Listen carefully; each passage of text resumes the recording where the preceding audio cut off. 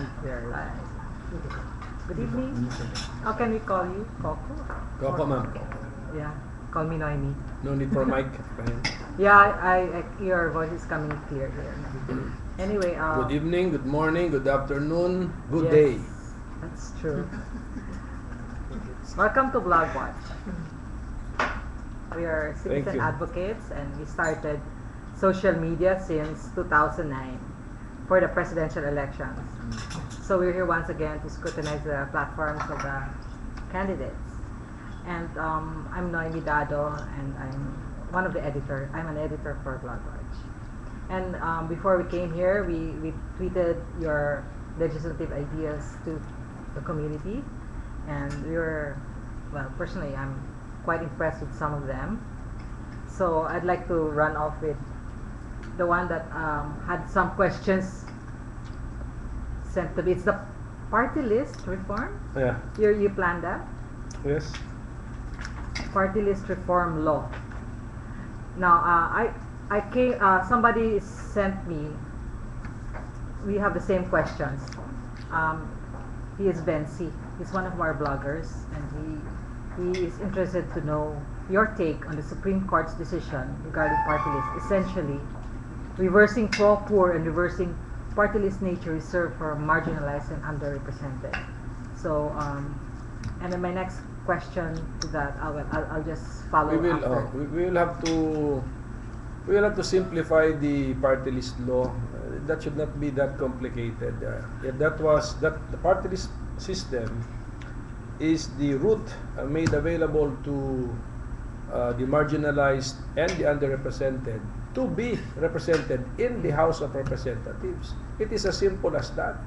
So it is for the marginalized and the underrepresented. Actually, para sa akin, we do not have even to define each of the two words. If you are marginalized, that means you are underrepresented because you are not being, if you are a page or in a book, you are not being read. The people read the letters in the middle of the book, not in the margin. So you are really underrepresented. So that's a phrase. Those are not two words which should be defined. That's a phrase which should be defined. Marginalized and underrepresented. Ngayon, of course, that should primarily mean economic marginalization, primarily. But there will be some sectors where, if I were to rewrite the law, I would allow a millionaire to be a party list representative of a sector which is by its nature marginalized, like persons with disabilities. So a blind man who let's say is a millionaire, he should be allowed to represent their party list group as representative of persons with disabilities, even though he is economically stable or rich. But generally speaking, all the other enumerated fisher folk, is that a rich guy or a poor guy? Peasant. The choice of the word peasant, is that a rich guy or a poor guy? So, ganun lang yun. So, there are, I think, 12 sectors recognized by the Constitution. So, ang possible, we can relax the requirement for the nominee not being himself or herself economically marginalized would be some sectors like persons with disabilities and maybe sa women sector. But would you consider bloggers as marginalized? No. No, because you're already online. But specifically, what will be your reform law about? Your party list reform law? We will have to revisit the present law. Then how come the Supreme Court came up with the decision interpreting the present law this way? So we have to now make the present law express clearly its intent, so that the Supreme Court cannot misinterpret the new law. The new law, maybe the present law gave the Supreme Court room to come up with this interpretation, even allowing mainstream political parties to join the party list system. So ayusin natin, we will have to make it very, very clear. And actually that is the a style of lawmaking which I want to advance. No? Because of lack of time, I have not really been able to advance this one. But the clear way of writing laws. I mean, let us be as clear as possible. So it's not. So what happened was it wasn't clear. It's the Supreme Court who listed the parts that are of the party-list system. So they're the ones who listed it down now. Now, the Supreme Court would be limited to the 12 sectors in the Constitution. Meron ka bang iPad? You can elaborate. Okay. Dala ko yan. I have the Constitution here. Okay.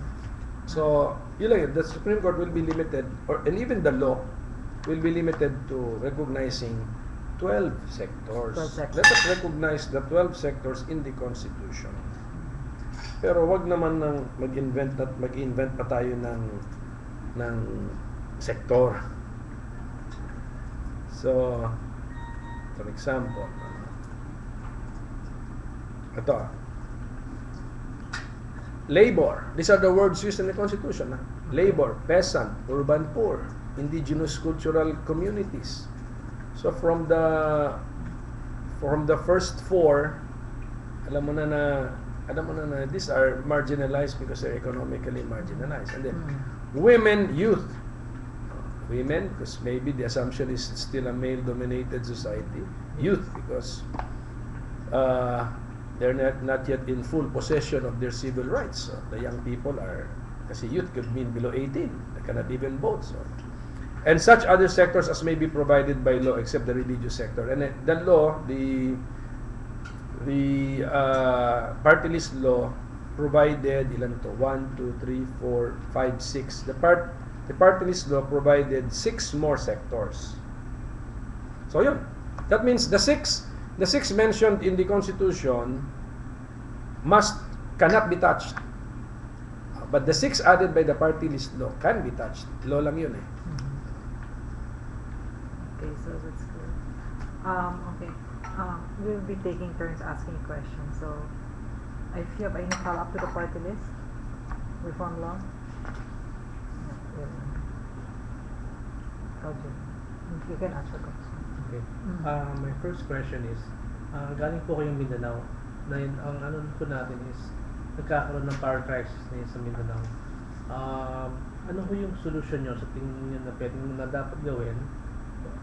Pangalawa, ano yung solution na pwede nyo gawin as senador? Na pwedeng gawin?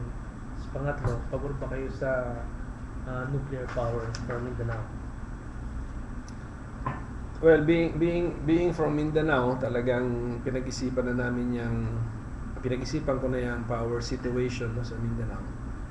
And I have come up with my own proposed solutions. Ito na, pakita natin sa ating mga vloggers. Captured ba sa ano? Wait. Hold it. Yeah. Dito siya kami basa kasi.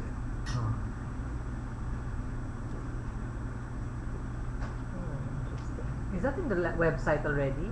Yes. Where in the Koko Pimentel.org? Yes, Do we have Okay, so infographic ba yan? Yes. in Mindanao, there is a shortage of power supply vis-a-vis demand. Even on paper, short na kagad yung the demand exceeds capacity to produce. The problem is, even the power plants in Mindanao do not even produce their stated capacity. So, grumabi pa. That's why a shortfall would range from 155 megawatts to 300 right now. I think 300, that's why the power outages are extended. No? Because some plants are taken offline. Some may problema, serious problems. Some for the regular repair and maintenance, which are also necessary. I mean, so that's a problem. Okay.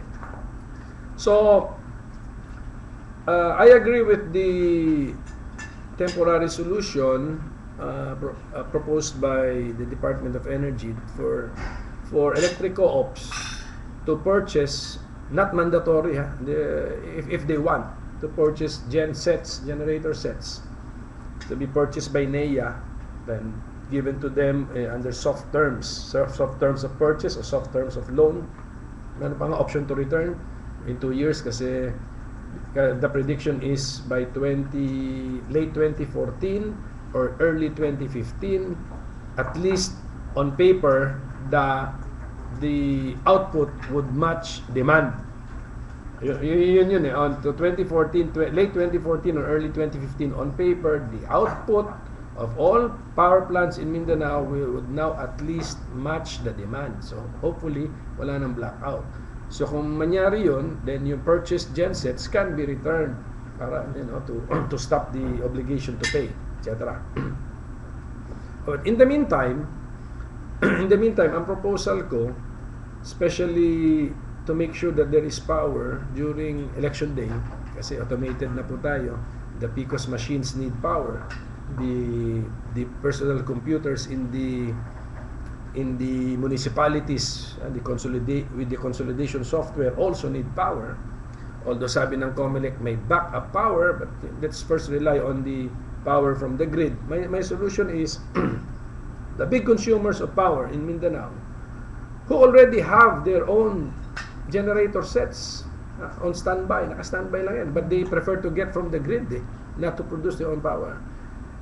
Pakiusapan sila. Kung ayaw mapakiusapan, manduhan na, because national interest na po ang nakataya rito, that at least on election day, the day before election day, and the day after election day, they should access their embedded power capacity, not get from the grid. So ilan na yon? At least ilan na mamaminosan natin sa demand from the grid. Then with the untapped power from the grid, this will now we can be sure that there will be power in the voting centers, in the public schools, there will be power in the municipios. Yan yung solution ko sa election day. And in the meantime, let us continue to build small power plants, but preferably ang aking talagang preference in Mindanao is hydro based, because when I looked at the power mix in Mindanao, we are really the advantage of Mindanao really is the hydro generated power.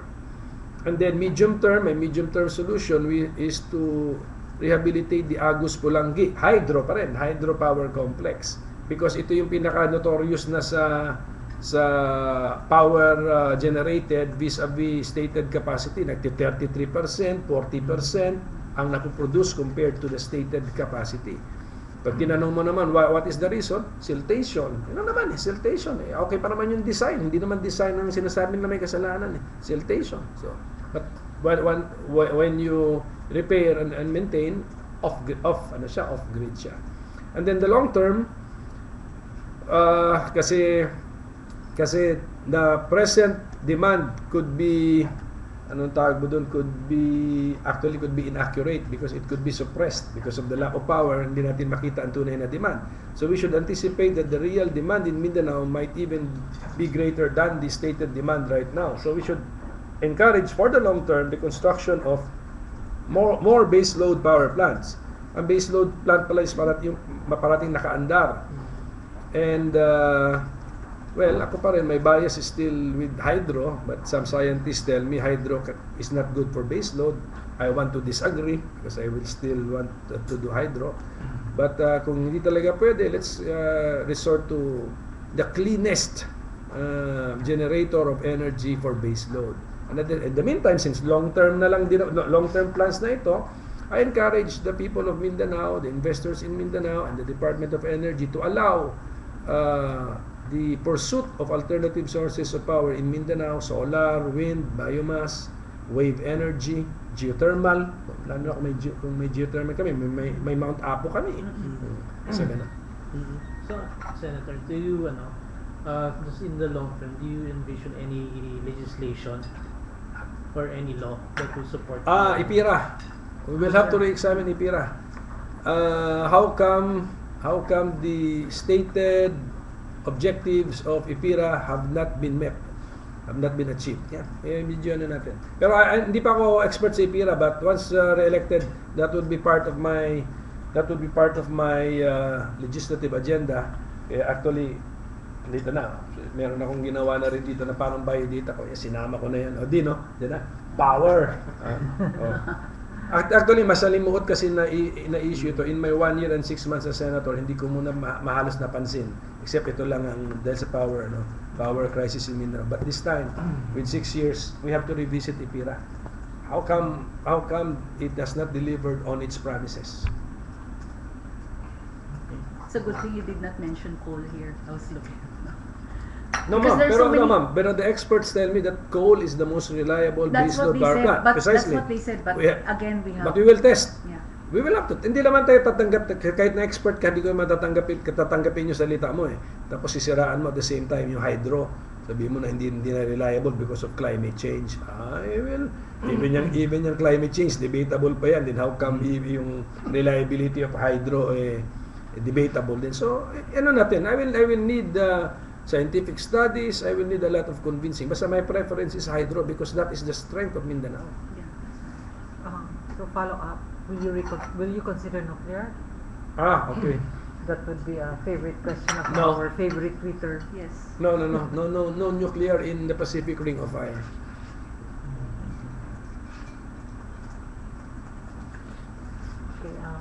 Okay, who wants to be next?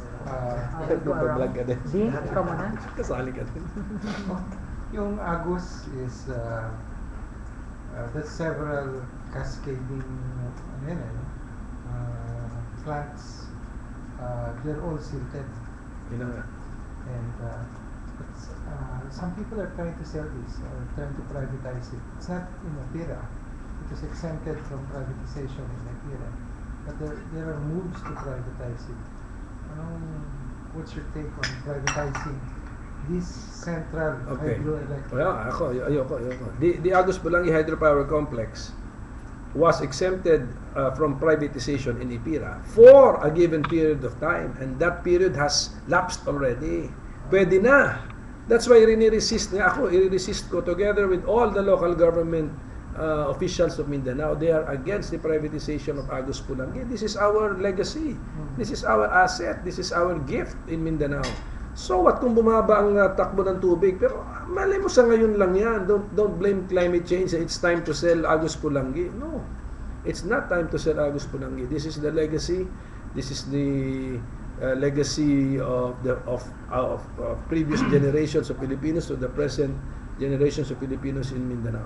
Wag not. I will resist any attempt to sell.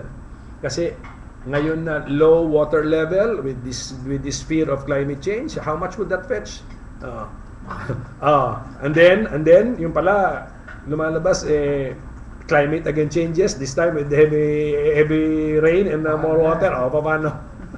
Actually, silted siya eh. Hindi naman Silted. siya sira. Sinabi ko silted lang. Dumilan. Pero ang problema nga, 6 yata yan eh. Yeah. Yung 3 may legal problem. And then, siyempre scientific way na of cleaning it up. I don't know which one you clean first. Sa taas, yung sa baba, mga ganun. Kasi baka kung i-clean mo itong taas, baka all the way down, offline. Mga ganun. So, there must be a scientific way how to clean it up. The geothermal is in Apo, and I was talking to EDC. Meron pa raw, you can add something like 70 megawatts more Sa ato? sa Apo. Laking bagay. But you have to, kasi, geothermal, so kailangan may puno, may tubig pumupunta sa loob ng bundok, and then it produces the steam. Yeah. But kung kakalbuhin mo yung bundok, Wag naman. Hanapan natin na. sabi ng ETC meron pa. Okay. Konti pa. Pero kung 70 megawatts, baka hindi na worth it kung kakalbuhin mo pa yung bundok. Tingnan natin. Basta ang nakita ko nung when I was analyzing the Mindanao power situation, sa yung pie nga, yung mix of the power sources, ang advantage ng Mindanao is hydro. Ang advantage ng Visayas is geothermal. So yan mga sa Visayas, wag niyong pakawalan din yung geothermal ninyo. Yun ang assets ninyo.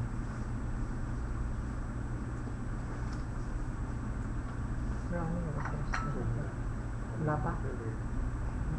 What about your stand on mining? Because now, mabigat yung usapan because the mining issue, especially in Mindanao, because a lot of those who are anti-mining are saying that delikado daw yung situation ngayon ng isang yung catch basin Sa tampakan. sa Tampakan.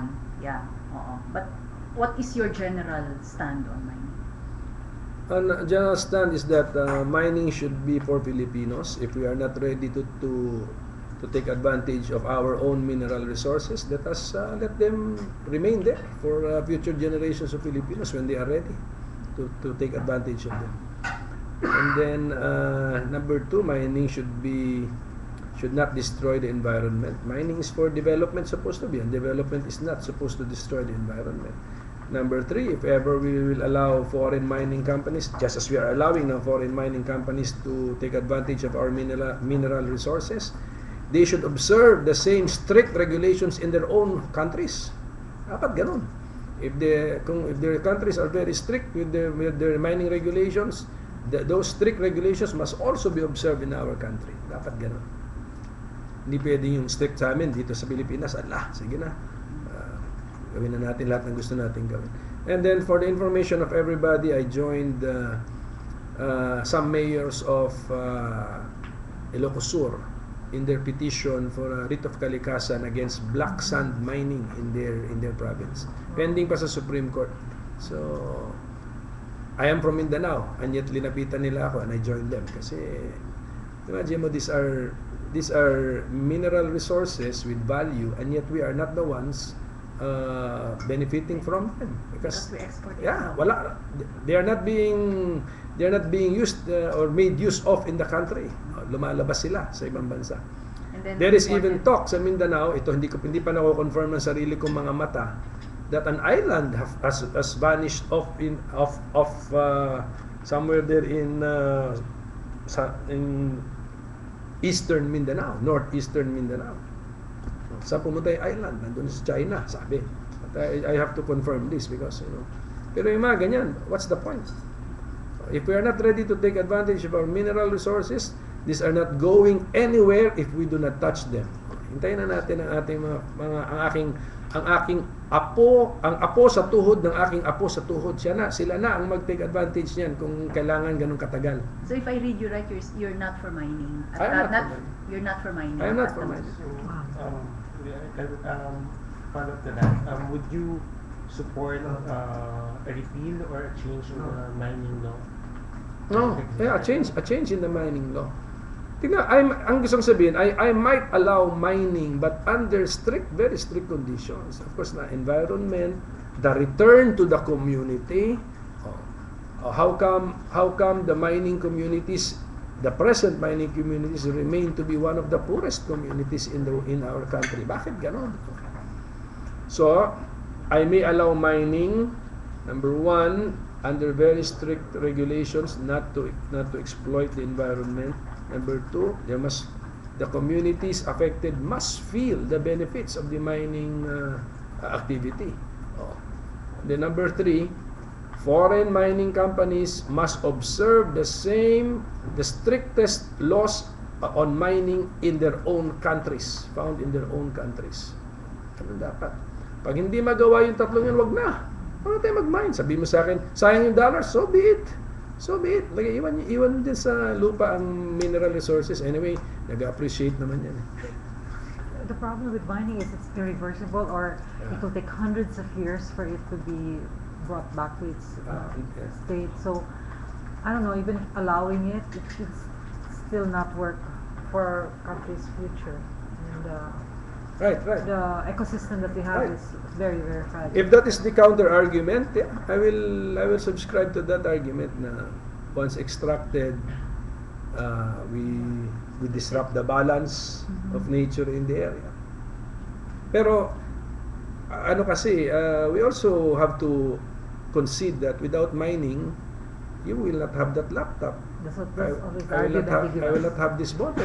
Which is really true. Saan ba galing yan? Yeah. Everything came from the ground din naman. We just took it. Pero maybe we have extracted enough. Tama na muna. Stop na muna. Yung mga na-extract na yan na muna gamitin. Recycle, anong nakalabas yan na muna. Kasi if we keep on extracting, ano malay mo? Sabi mo, irreplaceable. Yung apo sa tuhod ng apo ko sa tuhod, ano na yung imamay nila? Wala na. Kasi tayo na ang nag-benefit ngayon. Or maybe for, I mean, just to answer those who are for mining, it will have to be depend on the country. Kasi tayo, fragile ang ecosystem natin dito, no? Because we are, we're surrounded by water and all that. Right. So, ang sa akin, in general, mining can be done in areas where you don't have the fragile ecosystem that will disrupt the balance of nature. So, not necessarily in the Philippines. In other words, it can be another country where wide, pwedeng ganun. Tama, ganun. Pwedeng ganun. At the same time, that is not denying that our country has mineral resources. So, hintayin muna yan dyan until we're ready to take advantage of them, led by Filipinos, and in such a way na hindi masira ang ecological balance. Kung sakaling maimbento na yung system na yan. Ano po yun? Sunny? Yes, sir. Sunny. Yes, Yeah. Ano yung legislative agenda niyo pagdating sa taxes? Tama, kababayad ko lang ng income tax ko. Yeah, I know. Nariwa pa rin sa akin, pipila kanina. I think I saw that in his agenda. Yeah, kasi doon muna ako sa personal income tax kasi masalimuot na yung iba-ibang ang ko sana or ang general plan ko is to lighten the tax burden on the Filipino. Kasi we already pay 12% IVAT on each and every purchase. May mga unseen ka pa mga documentary stamp tax dyan, unseen. Pag may namatay, hindi mapunta sa atin, may estate tax pa. But I'll start first with the income tax. If your income is more than 500,000 pesos in a year's time, you pay a basic income tax of 125,000 plus 32% of the amount in excess of 500,000. Magkano ni 500,000 divided by 12? Magkano lang yun? So, meaning to say, magkano lang yan? Mga 40? 40? 40,000 naman. 40,000 naman. 40, a person who pays 40,000 a month, lagyan na natin 50,000 a month because of the minus. 50,000 a month belongs to the highest income tax bracket. Doon na siya sa 32%. So, let me review the bracketing in the personal income tax. And I will reserve the highest bracket only for millionaires. Only millionaires should pay the highest bracket. And then let's simplify the brackets ngayon yata, if I notice it correctly, mga 6 to 8 brackets. Let's simplify it to 4 brackets. Ano na lang gawin natin? With the highest bracket, with the highest income tax rate, 32 ngayon eh. If you can lessen 32 and only the millionaires pay the highest income tax bracket. Would you support yung pag-alis ng community tax certificate, yung cedula? That's not fulfill its purpose naman daw. To raise funds, no? Actually, supportive na ako dyan if this will pass. Kasi, Dapat may kapalit. ayan, if this one will pass. Kasi, this is for the local governments eh. Hold it. Yeah. Eh, Yan yung dito. Ninyo, this is the... yung landmark. Yeah. Kasi Because that would the replace. cedula, kaya nga, is supposed to be additional income sa local government units. Ang sabi ng BIR, the printing cost does not even, the income from the payment of the cedulas do not even cover the printing cost of the cedulas. Okay, so let us say, sasabihin ng local government units ay sayang naman yung nakukuha namin sa cedula. But ito na, this answers the problem because this is all about increasing the amount of money being sent by national to local. National sends money to local, province, city, municipality, and barangay every year. Even right now, that happens, but it's IRA, Internal Revenue Allotment, coming from National Internal Revenue Collections. Sabi ko sa bigger pie, bigger slice ko, let's take it from national taxes. And if you look at the Constitution, para ma-research ninyo, I'll give you the article. Article 10 of the Constitution. If you take a look at the Constitution, Section 6, Article 10, ang sabi rito, local government units shall have a just share as determined by law in the national taxes which shall be automatically released to them. So that is what Senator Koko Pimentel did. From ang present law kasi ngayon, from National Internal Revenue Collection, ang ginawa ng bigger pie, bigger slice bill ko from national taxes. So all the more it is The individuals are it is not, ano. it is more constitutional because I'm using constitutional phrases or phrase to in the law. So it will lead to a bigger pie and a bigger slice. Bigger slice. Ito, law na to, policy na to ng law because now the era slicing is 60 national, 40 local. Ang sabi ko, let's go for it. Let's go for the star. Palakihin na natin yung pie, palakihin pa natin yung slice, hating kapatid, 50-50. So in effect, pero ano na yan, legislative strategy na yon. So you can have compromises along the way. Pwede ka mag-compromise sa slice, but enlarge the pie. Okay pa rin yun. Di ba? Kasi 60-40 of a bigger pie is definitely still the biggest share for each individual LGU. Grace. Follow up, Senator. Yep. What is the status of the bill? Of course, kapafile ko lang yan nung term ko. So, October 10, 2011 ko yan final. So, nasa Committee on Local Governments. Hindi. Na-hearing na, nag-2 or 3 hearings na ang Committee on Local Governments. And positive lahat ang support coming from League of Barangays, League of Municipalities, League of Cities, League of Provinces, yung ulap, yung umbrella nila. Even the DILG, positive din. Pero, this time, hintayin natin yung ng other national agencies' feedback, especially the Department of Finance, because this will affect national finances. Pero tingnan natin that in 6 years, if I get re-elected, I have 6 years to shepherd, to lobby, and to fight for this bill. And I believe that this bill is an idea whose time has come. So I am confident that given 6 years, I might be able to get this into law, pass this into law. Sanay na kasi tayo, sanay na ang tao sa IRA, sanay na local government sa IRA, sanay na ang tao accepted ng concept ng local autonomy, devolution of powers, accepted na. It's a 20-year-old concept already. Ito is just redefining where should we get the money. Right now, you think the LGUs are resisting the, even if you tell This one? No. No, even if you LGUs. tell them that it can replace and might even increase their budget. No, If they remove the CTC. no LGU is resisting this. Lahat ng LGUs. No, I mean lahat. resisting the removal of the CTC.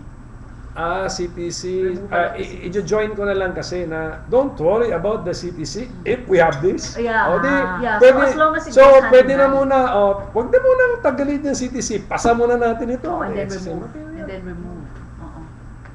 Senator, with regards to local government units and IRA, I'm always asking this question. We have this 10% IRA for the Sangguniang Kabataan and then 1% for the senior citizen. Hindi ko yata alam yung 1% for the senior citizen. Yes, meron Hindi po. ko alam So, yan. Bagong batas ba yan? So, paano po ang gagawin natin doon? Will be like that? Hindi na po ba natin pwedeng increasean for the senior citizen? Actually, I will have to admit ignorance about the 1% sa senior citizens. Hindi ko alam yan. First time for me to hear that. Pakicheck ko sa lawyers natin, meron man gano'n. Because alam ko 10% for the SK. Basta meron din ako actually SK reform. Dito kasama na yan dito sa youth natin. SK reform. Ayusin natin yung SK, yung 15 to 17. Mali yung 15 to 17. Gawin na. Hindi, let us go back to the Katipunan ng Kabataan. SK kasi ang sanggunian actually yan. Ang meaning talaga yan, sanggunian ng Kabataan is yung governing council of a bigger body, which is the Katipunan ng Kabataan. So, ang idea ko, Katipunan ng Kabataan, let us start them young in being interested about the government affairs. Start them young in being interested. So gawin kong 13 Sa proposal ko, 13 to 23. Katipunan ng kabataan. Pero yung sangguniang kabataan, yung kanilang magiging leaders, should be people, the young people of age of majority already. So the 18 to 23. Ang maghahalal, 13 to 23, yung assembly. Ang pwede lang ihalal o piliin yung mga 18 to 23. Okay. Dalawa pa pinag-iisipan ko ngayon. Ang ihalal ba natin ay sanggunian, meaning to say collegial body, o ang ihalal ba natin ay leader lang, chairman? Kasi si chairman upo naman dun sa barangay. Dala na niya yung boses ng kabataan sa barangay. So, yan ang SK reform na iniisip ko pa. Because ang problema, sanay sila sa ngayon na sanggunian ang pinipili. It's 7 people, 7 names. So, but I could completely overhaul the setup. Just elect your chairman, your youth chairman, automatically your youth chairman sits in the youth committee of the barangay. Yan na. Then kayo ang nasa likod niya. Kayong katipunan ng barangay.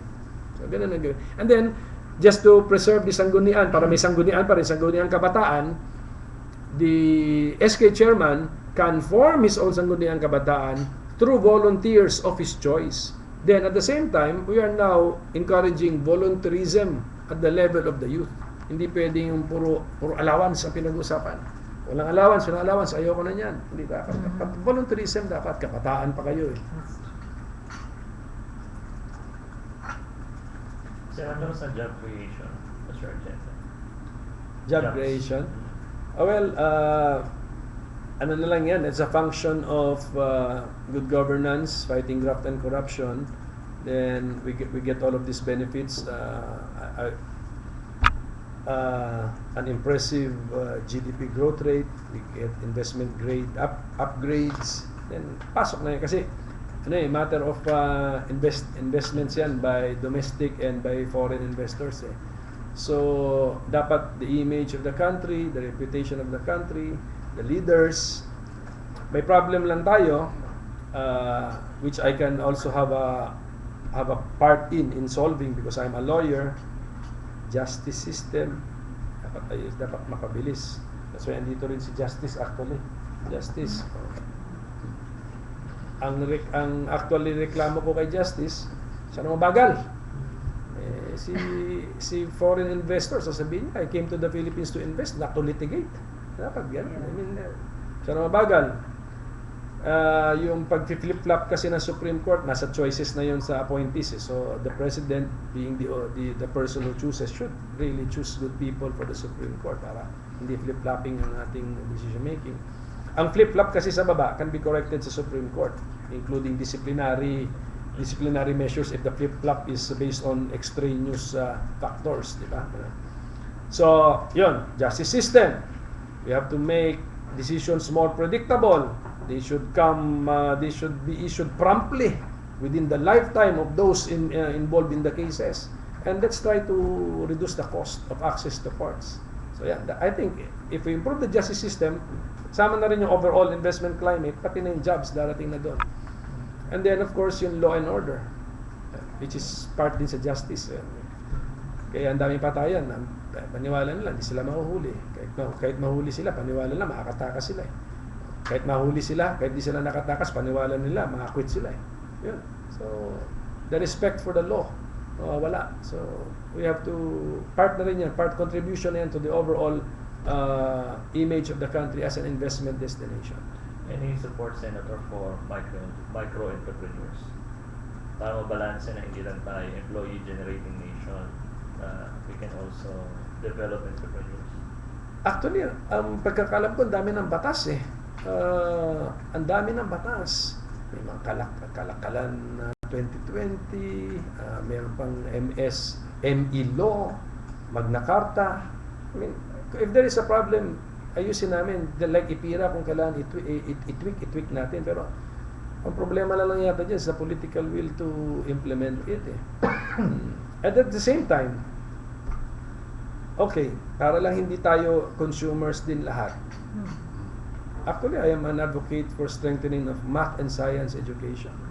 That's the only way we can be inventors and inventors of our own products. Pag hindi, we will just be manufacturers of Chinese inventors products, German, Japanese inventors products. Pero pag tignan mo ito from a mathematical point of view, may perang dito pero bulk of the money equals, balik sa mother country, siyempre. Kung saan na-invento, balik ang bulk ng pera sa mother country. Yan talaga. And for as long as we don't have a science culture here, wala tayong strong math and science education, we will forever be consumers in the world market. Sayang. So we really should rethink the removal of science in grade 1 for the K to 12. Why should science be removed? No, it's removed. Already been Removed na It's under removed. K to 12. Mali yun. No, I mean, Because Hindi ko alam removed. yun. Integrated. removed in the sense that they said that they're Ah. integrating it when teaching other subjects, but that is not. No, it doesn't it focus. should be separate. I know. It should be that's separate, why. not That's why. integrated. That's why. When did That's this not allowed. happen? Kaya medyo magpo-pronouncement ako dyan. Itong Hindi, ang gulo kasi ng grade K-12, 1. hindi natin alam kung implemented na ba o Kasi hindi. this year is the first implementation, this school year. So it was grade 1 and the first year of the high school. Actually, it's been there since GMA's time. The science is already removed. Ang ganda siguro ano nila na they will introduce scientific concepts in each and every subject, but there should be a Oo, ang sa subject. kanila kasi parang it's like the makabayan na And everything then is integrated. because that's the only way we can get people interested in science and math. Kasi what's the point in having, kasi isa rin itong isang advocacy ko rin to, strengthen scholarship programs in math and science. Kung wala naman takers, useless din. Meron tayong 5 billion for science and math scholarship. Walang taker, walang interesado. Hindi, example. Science. Inano ko na, in-exaggerate ko lang po yun. In-exaggerate ko lang. Kunyari, in-exaggerate mo, ladies and gentlemen, there's a 5 billion science scholarship there. Sabi ng mga high school graduate, di kami interesado, iba interesado. Sayang. So that's why we need science as a separate subject so that people will be interested. We try to generate interest in science. But maybe it's not just creating, more of the Philippine Science High School or Quezon City Science High School types, but probably putting a culture of, let us say, interest through contests, yung mga Precisely. exhibitions, and Tama ka. things like that, no? Agree. Ako nga, let there be more math contests than beauty contests. Agree. Yung mga robotics, yung mga ganun. Agree. Let there be more science quiz bees than beauty contests. Wala na nga Agree. yung quiz bee, di ba? Than dance Oo nga, contest. funny. Agree ako. Diba? Wala nang quiz bee dati, di ba? My God. Even if I lose the election, I have to make that call.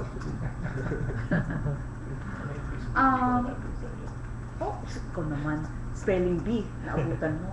Okay yung spelling bee. Diba? Okay din yan. Pero iba na yan. Basta ako sa math and science yung aking focus talaga. Senator, another question. You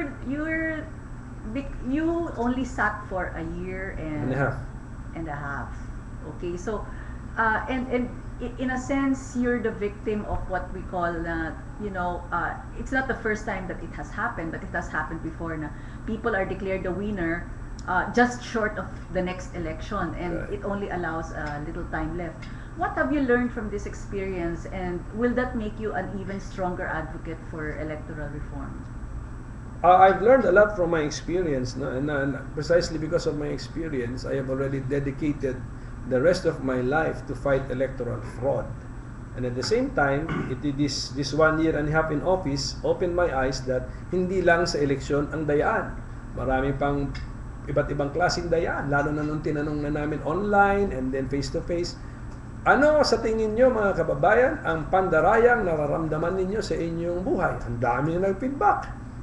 Marami. So sabi ko, dedicate ko na rin yung buhay ko sa paglaban to fight against cheating. So kaya sabi ko, si Koko Pimentel, bago na ang meaning ng KP, hindi na Koko Pimentel, kalaban ng pandaraya.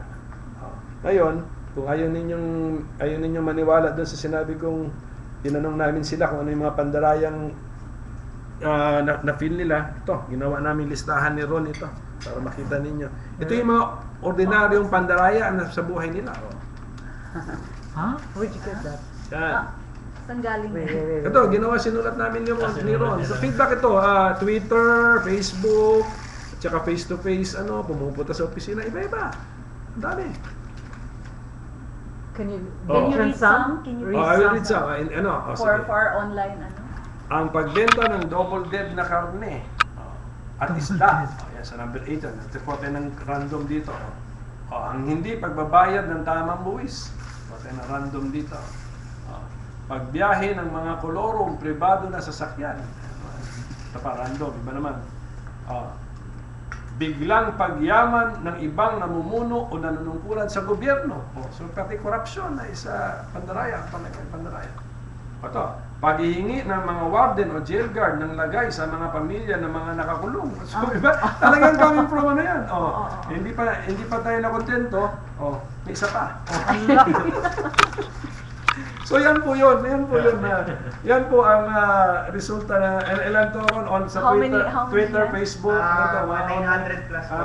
tapos pati mga face-to-face pa namin. So, yung makikita nyo talaga, kung babasahin ninyo, pang common, hindi namin ito maiisip eh. Isip ng common man talaga. Dito naman, fake and unlicensed doctors. Dito naman, meron talaga. Fake followers. Pagmamata sa ating mga kapatid na LGBT. Mga ganun. Ano uli yun? Pagmamata, so parang discrimination against pagmamata. LGBT. Okay. Para sa kanila, pandaraya yun sa na-encounter nila sa buhay nila. Pagbibenta ng maruruming pagkain sa bangketa. Mga ganun sa dito lahat. Did you put that in the website? Bro, nakapost to? Hindi ba yata pinopost? Hindi, sir. May list lang kami May list lang po. in-English. But siguro Sana ilagay mo. it's time to ano na. Yes. So, in effect, so, yan na yung parang naging krusada ko, advocacy, na because of my experience, naging biktima, actually, naging biktima ang father ko sa dagdag bawas ng 1995, election fraud yun. Okay. Then dumating ako. Sabi ko, ako naman. Linabang ko. Sabi ko, sobra na ito. So, I will fight election fraud, whatever I encounter it. But at the same time, nag-isip-isip ako, but this is not really only election fraud. This is ultimately about justice. This is about justice. Bakit ba? Why did they perpetrate the fraud? Because they thought they could get away with it. Yun naman yun eh. Therefore, they did not trust our justice system. They thought our justice system was weak, was inutil. Yun na yun. So sabi ko, this is really all about justice. So, sabi ko, I will have to dedicate my life in fighting injustice in all its forms. Andito na yun. Kung tutusin itong mga reklamo na to, ito yung sa mata ng ating kababayan na injustice na namimit naman nila. Ibang injustice na namimit ko, ibang injustice na namimit nila. So how would you, anong step one mo for with all of this and fighting? Yun na, balik ako rin sa sinabi ko about justice. We have to make justice accessible to the people. Kaya yung pagmamahal ng mga fees, gano'n, at saka the lawyers must be, yung attorney's fees naman, there must be a way to also use the tax incentive system to benefit lawyers so that they can afford to reduce their charges to clients. Kahit yung pro bono system must have some tax implication. Mga ganun lang naman yun. And then, the Speedy Trial Act must be amended to also like IPIRA achieve its purpose. Ang ganda ng title niya Speedy Trial. But do you see it? Do you feel it? No. So mga ganon. And then of course, pagdating kasi sa procedure, we need the cooperation of the Supreme Court. The rules of court, issuance na Supreme Court yan. So, ako as a lawmaker, I can help in the law, substantive rights. Pagdating sa procedural rights, Supreme Court yan. So, dapat close coordination kami ng Supreme Court. How to also make the rules of court easy to understand, easy to follow. Because sometimes, the rules of court themselves, the cases over disputes on how to interpret the rules of court are also clogging our courts. Totoo yun. Kaya yun ang mahirap. So anyway, and then of course the president, importante presidente because he or she chooses the members of the Supreme Court. Dapat the best and the brightest the best, the brightest and the most honest ang ilagay diyan. Isn't the Judicial Bar Council responsible for that? For screening For screening only. But the final decisions of the president. Senator. So yun po yun. Generally speaking, Ma'am Jane, yun po, generally speaking. Senator, as a lawyer, ano yung view nyo about cyberbullying and libel? Hindi na tayo magana sa cybercrime kasi nasa Supreme Court yan. Pero on cyberbullying, libel, and crimes online, and freedom of expression. Well, sinabi mo kasi crimes online. Pagka crimes na, dapat i-punish siya. So, precisely, yung cyberbullying, it's a matter of kasi knowing who is bullying you eh. Yan ang problema kasi sa online, di ba? The anonymity. People are taking advantage of the anonymity. But if you can identify the person responsible and that person is already libeling you, even though it's digital libel, still, in my interpretation of the revised penal code, that's a public imputation of a crime, public imputation of something negative. Pwede magamit ang revised penal code for that. Cyberbullying, how is it done? Kasi walang physical contact, so puro words din yan. So Words, images, and videos. words, images, and videos. I think sa images, meron na tayong protection sa anti-voyeurism, and then maybe against a crime against women and children. Pwede na yun. Pwede na magamit yun. Pagdating sa words, kung may amounting to grave threats, ganun na. So, pwede na rin in my opinion, as long as you can identify, yun lang ang problema. If you can identify, kasi useless naman lahat eh. If a crime is happening or has happened, but we cannot identify the perpetrator, useless. So some in my opinion, some offline concepts are applicable online. How do you balance it with yung freedom of expression? Matagal na settled yan. You have even in real life, you have no freedom of expression to libel somebody. You have no freedom of expression to threaten somebody. Matagal lang yun. You have no freedom of expression to spread a compromising or intimate or embarrassing picture of somebody. Matagal lang settled yan. Pero pag freedom, ang problema kasi dun sa brouhaha over the cybercrime bill is that they mixed up the concepts eh. I mean, may freedom of expression, but do not cross the line sa line over into crime. Pero freedom of expression, this government is for example, give me a nice give me a harsh word. Then I'll tell you na protected yan o hindi. This government is sleeping on his job. That should be allowed. Yeah. That's freedom of expression, even if you Yeah. identify yourself. So even if we have the cybercrime, cyber libel, that is not libelous. Pero pag sinabi mo na si official na ganito, pinangalanan mo pa, magnanakaw yan. Ano yun? Di mo nga pwedeng sabihin sa Plaza Miranda yan eh. So why should you be allowed to say it online? Pero there is no unnecessary burden or unnecessary limitation on your freedom of speech. You can say what you want to say. Just don't cross the line over to the criminal activity. In connection with that, yung sa libel, are you for decriminalizing libel?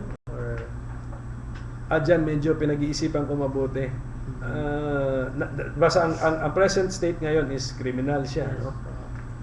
Nag-open yung mind ko before. Sabi ko, let us decriminalize. Pero at the same time, na-realize ko na since we have a weak justice system, mag-aabuso naman yung libel ng libel because ang feeling nila, so what if you sue me in a civil case?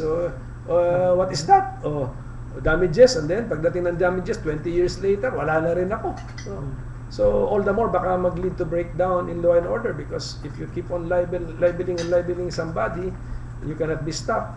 What will that somebody do? So pag-isipan natin mabuti. Tapos connected ho doon, tingin nyo ba we have enough laws to more or less, we have enough laws to cover online or internet right now, or do we still need more laws for that? Or to interpret it at least? Hindi na. Pagdating siguro sa defining what is criminal behavior online, andun naman nasa cybercrime law eh. Andun na lahat. May child pornography na doon, may mga ano pa bang bago doon? Computer identity theft nandun na. So I think that should be sufficient for the moment. what we need more laws on maybe are concerning property rights over digital assets or digital creations. Baka yun at mas may kailangan. Wag na sa crime. Wag na sa defining criminal acts online. Yung cybercrime na, let's wait for the Supreme Court decision. Anyway, ang contentious lang naman dun sa cybercrime is yung take-down power ng DOJ na kunyari, linibel ka na isang site, the DOJ can prevent access to that site from the Philippines. So that may amount to censorship. Okay yun. I fail to see that point. Medyo magandang point yun. Although the site is still up. Actually, the site will still be up kasi nasa foreign land siya. Except that access from the Philippines to that site will be blocked by the DOJ. So in effect, censoring Filipinos from accessing that site. So that may amount to censorship. And then number 2 is yung general, yung general aggravating circumstance na if you commit or RPC, Revised Penal Code crimes using computers or online, automatically the penalty is higher. So siguro that's a good policy to review. Pero unfortunately, pagdating kasi sa penalty, in my opinion, that is a policy judgment by the legislators. Kasi you can even make something death penalty, you can even make something life imprisonment. So depende. Anyway, pending na rin naman yan sa Supreme Court. Senator, one of the big ticket right now under POPCOR is the entertainment city, wherein multi-billion dollars are being invested. Right. So, what is your position in regards to casinos? Well, let us not develop a gambling culture or gambling mentality among our people. Wag, as much as possible, wag. But andyan na yung entertainment city, meron 4 na locators, 4 na licensees. Okay, let us make that project work. Let us make it part of the tourism strategy of our country. And then PAGCOR itself must restrain itself from granting additional casino licenses in order to protect the 4 locators. So let it be, yun na yun. If you want to gamble, go to entertainment city. And then make sure that they comply with their investment commitments of $1 billion per locator. Pero tama na yun. Huwag naman yung tapos along Roas Boulevard, meron na naman isang bibigyan ng casino license 1 kilometer away from entertainment city. What's the point? I do not see the point. In the first place, they may even be violating the rights of the entertainment city locators because they are required to invest billions of dollars. Therefore, they should be protected. There should be a value to that casino license given to them. Hindi lang yung basta-basta lang pala nagbibigay din ng casino license everywhere. So, ganun na lang. And then, so that makilala na rin yung entertainment city that if you want casinos in the Philippines, go to entertainment city. Andun lang. And of course, I will maintain the policy that if the local government unit or the church or a substantial number of residents in a community object to the putting up of a casino, then that objection should be respected. But you also have your legislative plan to review the nature and purpose of PAGCOR. Yes. So what specifically is this?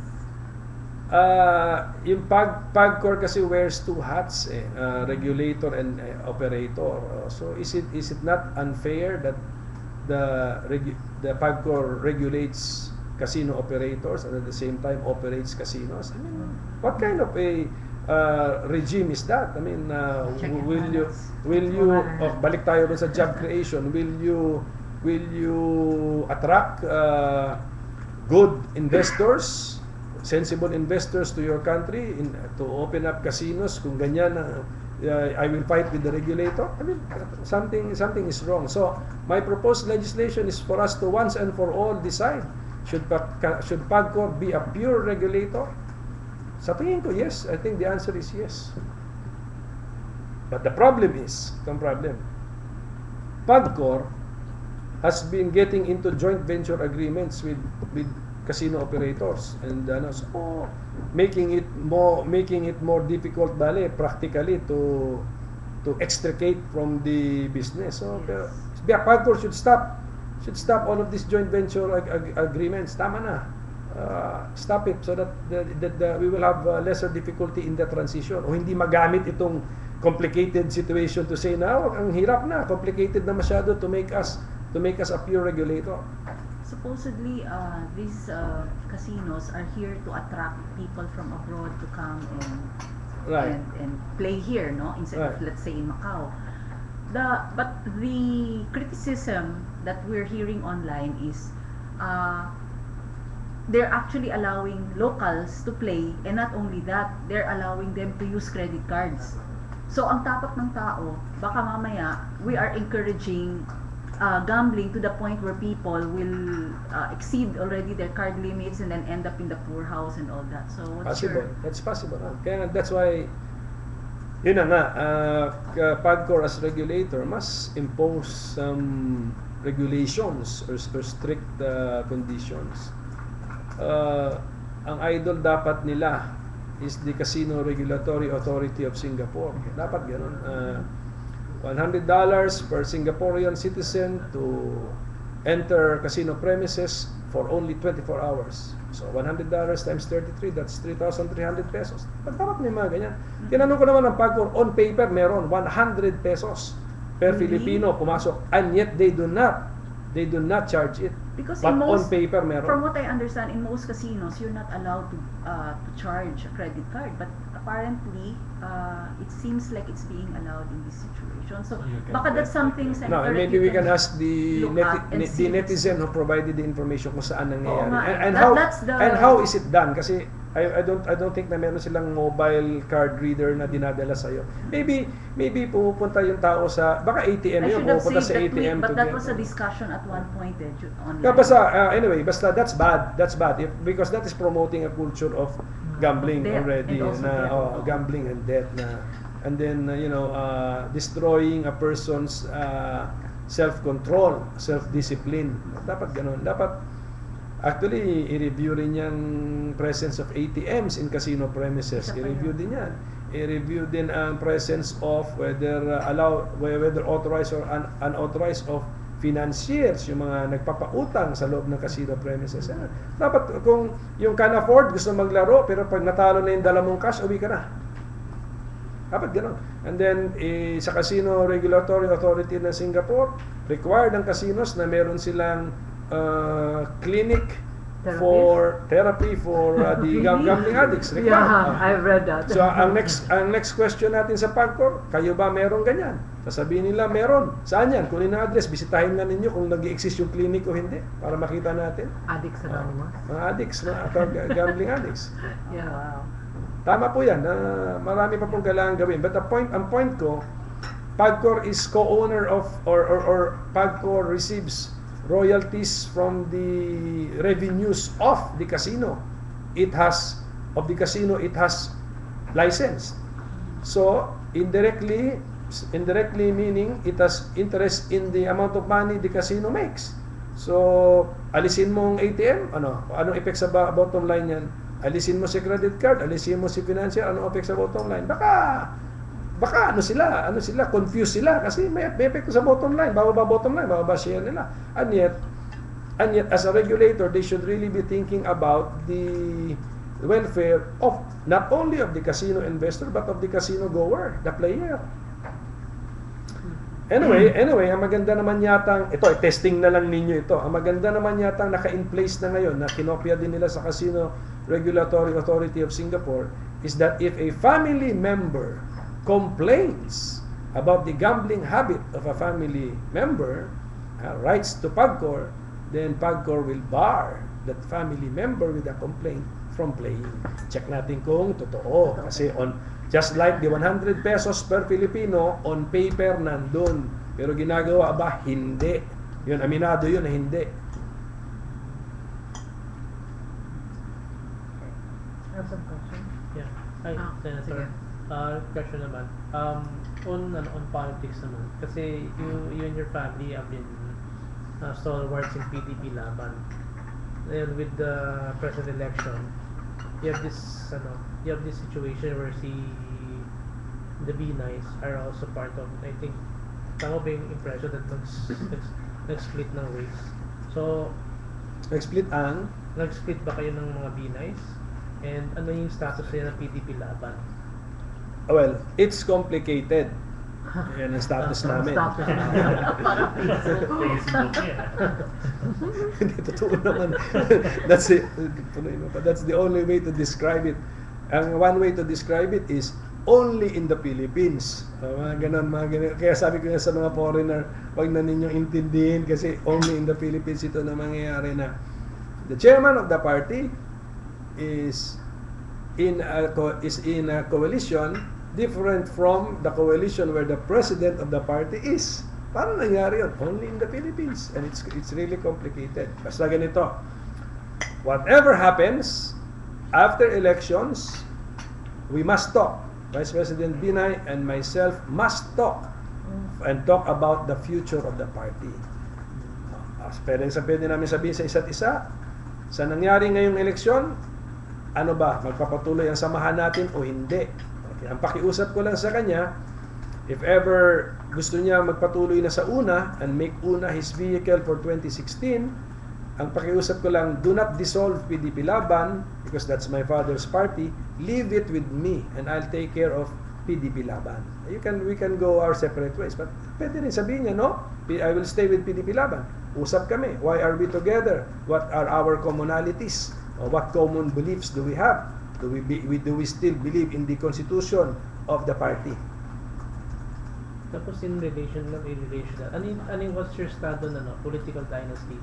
O yung how will legislation interpret the constitution as regards the political dynasties? Yeah, we have to give life to Section 26, Article 2 of the Constitution, where in the second part it is stated the state shall prohibit political dynasties as may be defined by law. Kasi otherwise it will be a dead letter provision. So how do we define? I have started drafting what I would want to be a model anti-political dynasty law. Unfortunately, ako ay naubusan ng oras. Given my 1 year and a half, and then tandaan nyo, sa 1 year and a half ko, mayroon pang 6 months of impeachment trial doon. So, kaya imagine nyo yun. Okay. So, meron na kaming ginawa. Okay. Problem is ganito. What is the definition of political dynasty? These are the ano tawag mo dito? Parang yung stumbling blocks ba? Yung when we reach these issues, medyo there is a divergence of opinion, and then there are too many complications na medyo pati kami nalito. Okay. What is the definition of political dynasty? What is the degree of relationship which we want to prohibit? Kasi relationship yan eh. Number 3, what are the offices that we want covered by political dynasty? Ano maganda tanong? Ano ba political dynasty? Do we use the ordinary meaning of the word dynasty, meaning to say that they must have been in the family or the clan, must have been in power for a certain period of time? Yun ang meaning, dynasty. Yun ang meaning ng dynasty. It must have been a long enough period of time. Otherwise, it is not a dynasty yet. So yun ang tanong. Next, ang tanong. Ano ba talaga ang gustong pagbawalan ng Constitution? A circumvention of the term limit? Anong ibig ko sabihin na naka 3 terms si husband, then patakbuhin niya si wife? Yun ba yun? Is that kasi more or less may dynasty na yun because that's a long enough term, 9 years na si yun, then pinatakbo niya si husband or a member of the family within the prohibited degree. Wala pa tayong prohibited degree, let's just think of it as X. I mean, parang mathematician, si X muna natin yun, variable yun. X. Is that the purpose of the anti-political dynasty provision? Or kahit na baguhan silang mga politiko pero sabay silang nakaupo, is that already dynasty? First term nilang dalawa? Or si mayor nagka-election ng SK, pina-SK niya yung anak niya, is that already dynasty? At saka isa pang mahirap na sagutin pareho kayong hindi nakapwesto but you're related within the X degree of relationship, pareho kayong tumakbo, bawal? Walang nakapwesto sa inyo, but if you both win, may dynasty na ba? Yun ang daming magandang, it's a good It's